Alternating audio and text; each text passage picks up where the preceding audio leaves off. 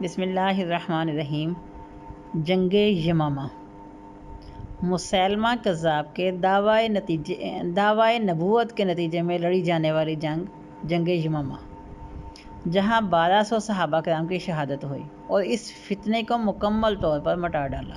خلیفہ اول سیدنا ابوبکر صدیق رضی اللہ تعالی عنہ خطبہ دے رہے تھے: لوگو، مدینہ میں کوئی مرد نہ رہے، اہل بدر ہوں یا اہل احد، سب یمامہ کا رخ کرو۔ بھیگتی آنکھوں سے وہ دوبارہ بولے: مدینہ میں کوئی نہ رہے، حتیٰ کہ جنگل کے درندے آئیں اور ابوبکر کو گھسیٹ کر لے جائیں۔ صحابہ کرام کہتے ہیں کہ اگر علی مرتضیٰ رضی اللہ تعالیٰ عنہ سیدنا صدیق اکبر رضی اللہ تعالیٰ عنہ کو نہ روکتے تو وہ خود تلوار اٹھا کر یمامہ کا رخ کرتے۔ 13,000 کے مقابل بنو حنفیہ کے 70,000 جنگجو اسلحہ سے لیس کھڑے تھے۔ یہ وہی جنگ تھی جس کے متعلق اہل مدینہ کہتے ہیں: بخدا، ہم نے ایسی جنگ نہ کبھی پہلے لڑی نہ کبھی بعد میں لڑی۔ اس سے پہلے جتنی جنگیں ہوئیں، بدر، احد، خندق، خیبر، موطا وغیرہ، صرف 259 صحابہ شہید ہوئے تھے۔ ختم نبوت صلی اللہ علیہ وسلم کے دفاع میں 1200 صحابہ کٹے جسموں کے ساتھ مقتل میں پڑے تھے۔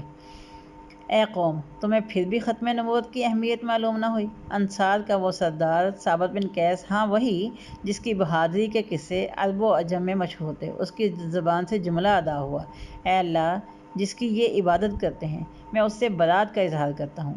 چشم فلک نے وہ منظر بھی دیکھا جب وہ اکیلا ہزاروں کے لشکر میں گھس گیا، اور اس وقت تک لڑتا رہا جب تک اس کے جسم پر کوئی ایسی جگہ نہ بچی جہاں شمشیر و سناں کا زخم نہ لگا ہو۔ عمر بن خطاب رضی اللہ تعالیٰ عنہ کا لاڈلا بھائی، ہاں وہی زید بن خطاب جو اسلام لانے میں صف اول میں شامل تھا، اس نے مسلمانوں میں آخری خطبہ دیا: واللہ، میں آج کے دن اس وقت تک کسی سے بات نہیں کروں گا جب تک انہیں شکست نہ دے دوں یا شہید نہ کر دیا جاؤں۔ اے قوم، تمہیں پھر بھی ختم نبوت کی اہمیت معلوم نہیں ہوئی؟ وہ بنو حنفیہ کا باغ حدیقۃ الرحمن تھا جس میں اتنا خون بہا کہ اسے حدیقۃ الموت کہا جانے لگا۔ وہ ایسا باغ تھا جس کی دیواریں مثل قلعہ تھیں۔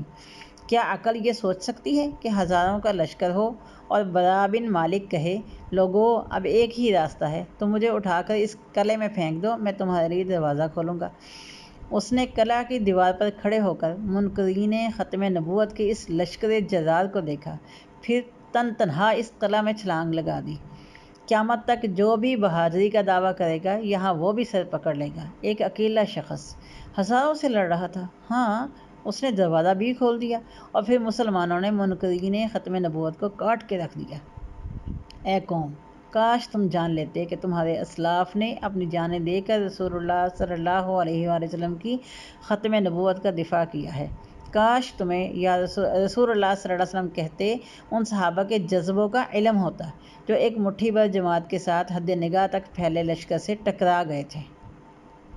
قادیانیت ایک بڑے فتنے کی صورت میں نمودار ہے، پس ہر صاحب ایمان کے ذمے ہے کہ وہ اس کے سد باب کی کوششوں میں شریک ہو اور تحفظ ختم نبوت کے جہاد میں اپنا اپنا کردار ادا کرو، تاکہ قیامت کے دن خاتم النبیین صلی اللہ علیہ وآلہ وسلم کے سامنے شرمندگی نہ ہو۔